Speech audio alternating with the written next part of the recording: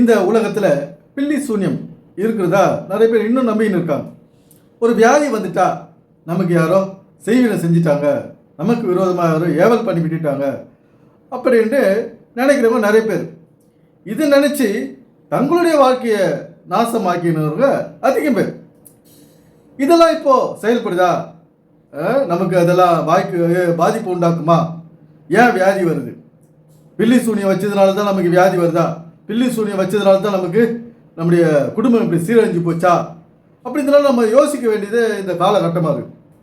எவ்வளோ நாள் நம்ம கேட்டுட்டோம், பில்லி சூனியம் ஏவல் நமக்கு விரோதமாக யாரோ செயல்படுறாங்க, நம்ம நல்லா இருக்கக்கூடாதுன்னு சொல்லிட்டு நிறைய பேர் நினைக்கிறாங்க. நம்ம உறவினர்களே இதெல்லாம் சரியா அப்படின்னு நம்ம ஆலன் பால் என்ன சொல்கிற நம்ம கேட்போம். வாங்க. எனக்கு ஒரு கட்டும் இல்லை பிரதர்.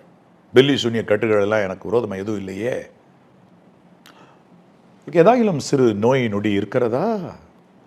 ஆமாம், நோய் இருக்கிறது என்று நீங்கள் சொல்லக்கூடும்.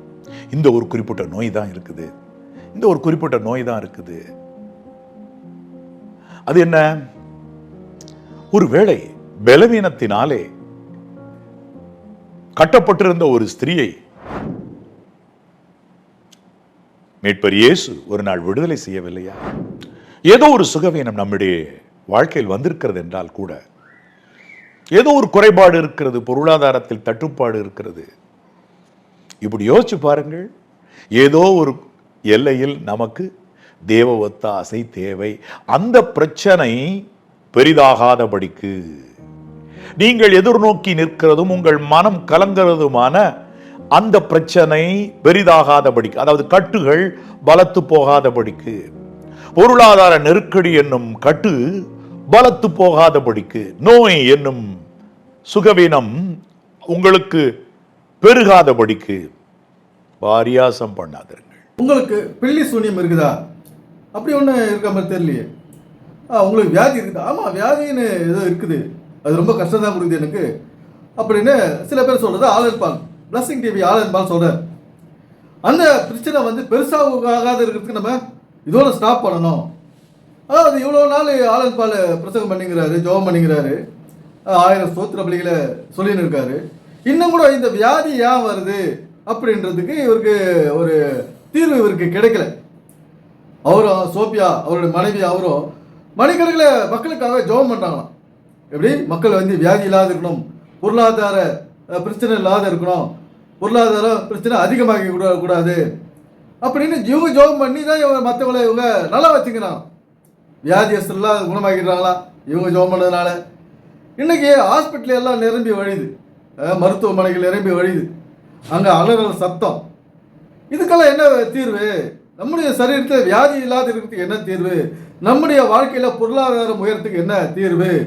இது பைபிளில் எங்கே என்ன சொல்லுது? நம்முடைய வாழ்க்கை தரம் உயரத்துக்கு, பிரச்சனை இல்லாத வாழ்க்கை வாழறதுக்கு, பண பற்றாக்குறை இல்லாத வாழ்க்கை வாழறதுக்கு வேதம் என்ன சொல்லுது? பைபிள் என்ன சொல்லுது? அதெல்லாம் இந்த ஆலன் நமக்கு சொல்ல மாட்டேன். நாங்கள் ஜெபம் பண்ணுறோம், நானும் என் மனைவியும், ஆலன் பால் ஆகிய நானும் என் மனைவி சோபியாவும் அப்படியே உங்களுக்காக ஜெபிக்கிறோம் அப்படின்னு சொல்கிறார். இந்த காலகட்டத்தில் இந்த சாமியார்கள் வந்துடுறாங்க. சாமியார்கள் என்ன செய்கிறாங்க? ஆளுக்கு ஒரு வேஷம் போட்டு வந்துடுறாங்க. ஒருத்தர் நீட்டமாக முடி வச்சுன்னு நான் உங்களுக்கு ஆரோக்கிய வழியை காட்டுறேன் அப்படின்னு வந்துடுறாங்க. ஆனால் அந்த சாமியார்களுக்கு ஆரோக்கியம் இல்லை. அப்புறம் வியாதியில் தான் போய் மறிச்சு போவாங்க, ஹாஸ்பிட்டலுக்கு போயிடுவாங்க.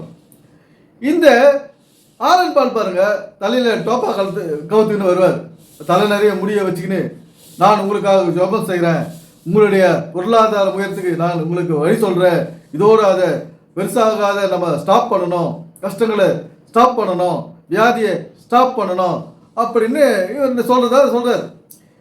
இதெல்லாம் எப்படி இதை நம்ம ஸ்டாப் பண்ண முடியும்? அதுக்குண்டான வழி என்ன? எளிய வழி, எல்லோரும் நமக்கு செய்கிற வழி தான். எப்படி இப்போ பொருளாதாரம் உயரணும், அதுக்கு என்ன பண்ணுறதுங்க? இந்த உலகத்தில் எல்லாம் பண்ணுறதும் நம்மளும் பண்ணணும். நம்ம ஜெபம் பண்ணிட்டு இருந்தால் யாரையும் பணப்பையை கொண்டு வந்து மூட்டையாக நம்ம வாசலில் வச்சுட்டு போக மாட்டாங்க. என்ன, நாம் உழைக்க வேண்டும், கல்வி அறிவை வளர்த்து கொள்ள வேண்டும், இதுதான் தீர்வு. இதை இவங்க முக்கியமாக முக்கியத்துவத்தை படித்து சொல்கிறது கிடையாது. நாங்கள் ஜெபம் பண்ணுறோம், நாங்கள் ஜெபம் பண்ணுறதுனால தான் நீங்கள் நல்லா இருக்கிறீங்க, எங்களுக்கு காணிக்கை கொடுக்குறதுனால தான் நீங்கள் நல்லா இருப்பீங்க, நாங்கள் டிவியில் 1000 ஸ்தோத்திர பலியை போடுறோம், அதை நீங்கள் எந்த வேலையும் செய்யாத அதையே கேட்டுன்னு இருங்க அப்படின்னு இவங்க மக்களை இப்படி வழிநடத்திங்கிறாங்க.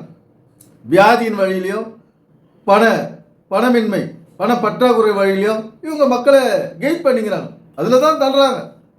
ஒரு வியாதியிலேருந்து விடுதலை அடையணும்னு என்ன பண்ணுறதுங்க, ஆலன் பால் போல் நிறைய முடி வச்சுன்னு வந்தோமா, இவர் எந்த நேரத்தில் பார்த்தாலும் அவ்வளோதான் முடி இருக்கும். ஏன்னா அது வெட்டுறாரா இல்லை அது டோப்பாவான்னு தெரில. சில பேர் சொல்லிக்கிறாங்க அது டோப்பா அப்படின்னு சொல்லிட்டு. பிளஸிங் டிவி ஆலன் பால் அது தலையில் வந்து டோப்பா வச்சுக்கிறாரு. இந்த மாதிரி ஆளுக்கு ஒரு வேஷம் போட்டு வராங்க. சாமியார்னா அவர் தாடி வச்சுன்னு இதெல்லாம் போட்டுன்னு வேஷம் முடிய நீட்டமாக வளர்த்துக்கின்னு அது சரீரத்துக்கு கேடுன்றது இவங்களுக்கு தெரியாது. அது வியாதியை உண்டு பண்ணோம், உள்ளுக்கிற கிட்னியை காலி பண்ணோன்றது இவங்களுக்கு தெரியாது. ஏன்னா இவங்க ஜெபம் பண்ணி தான் சரி பண்ணிடுவோம், நாங்கள் எல்லாத்தையும் ஏதாவது ஒரு குறுக்கு வழியில் போய் ஆரோக்கியத்தை அடைஞ்சிடுவோம்னு சொல்லிட்டு ஏமாந்தவங்க இவங்கெல்லாம். இந்த இந்த இந்த பரிகாரம் பண்ணு, அந்த பரிகாரம் பண்ணு, வியாதி வந்துட்டா இப்படி பண்ணு அப்படி பண்ணு, ஏவல் வந்துட்டா இந்த வியாதி பண்ணு, இந்த பரிகாரம் பண்ணு, இந்த சாங்கியம் பண்ணு, இந்த சடங்கு பண்ணு, இதே சொல்லிக்கிறேன். ஒரு பகுத்தறிவு விஷயத்தை இவங்க சொல்றது கிடையாது. பகுத்தறிவு செய்தியை மக்களுக்கு கொடுக்கறது கிடையாது. தன்னம்பிக்கையை ஊட்டும் செய்தியை மக்களுக்கு சொல்றது கிடையாது. ஒரு அறிவுபூர்வமான ஆக்கப்பூர்வமான விஷயத்தை இவங்க வேதத்திலிருந்து பைபிள் சொல்றது கிடையாது. நாங்கள் ஜெபம் பண்ணுறோம், நீங்களும் ஜெபம் பண்ணுங்க, உங்கள் வாழ்க்கையை வீணடிச்சுக்குங்க, போய் அவன் வேலையை பாரு, சரியான நேரத்தில் உன்னுடைய கடமைகளை அன்றாட வேலைகளை செய்து முடி, வெற்றி வாழ்க்கை உனக்கு கைக்கூடி வரும் அப்படின்னு இவங்க சொல்ல மாட்டாங்க. இந்த வாழ்க்கையானது நம்ம நினைச்ச மாதிரி வாழ முடியாது. இந்த சமுதாயம் நமக்கு வாழ்க்கையை சொல்லிக் கொடுக்கும். எப்படி இந்த நம்ம சுற்றியுள்ள மக்கள் நம்முடைய எதிர்காலம் நம்மளுக்கு வாழ்க்கையை சொல்லிக் கொடுக்கும். நம்முடைய அனுபவங்கள், நம்ம கடந்து வந்த பாதை நமக்கு வாழ்க்கையை சொல்லிக் கொடுக்கும். இதெல்லாம் நம்ம எது நமக்கு பாதிக்குது அதெல்லாம் விட்டுடணும். ஏன்னா எந்த வழியில் போய் பணம் சம்பாதிக்க முடியும்? படிக்கணும்.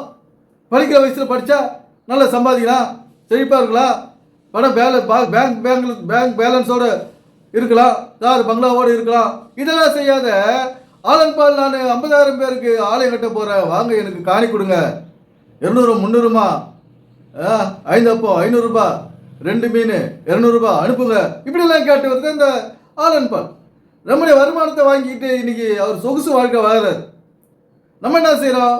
அதே நிலைமையில தான் இருக்கும். அதுவும் மோசமான நிலைமையில இன்னைக்கு எதிர்காலத்தில் நம்ம நடக்க போகிறது இவங்க எடுத்து சொல்லாததுனால இன்னைக்கு கஷ்டத்தின் பிடிலையும் வறுமையின் பிடிலையும் வியாதியின் பிடிலையும் சிக்கி தவிக்கிறோம்.